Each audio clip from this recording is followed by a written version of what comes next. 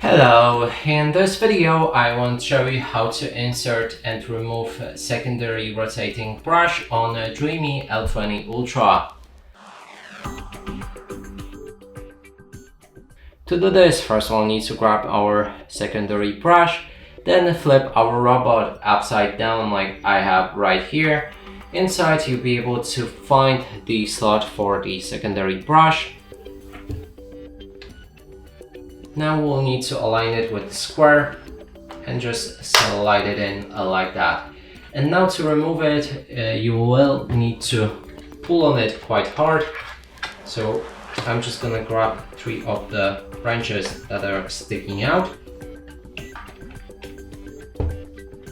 And then just pull it out.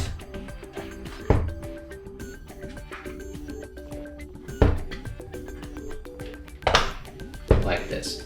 And that's it for this video. Hope you like it. Please consider subscribing to our channel, leave a like and a comment below.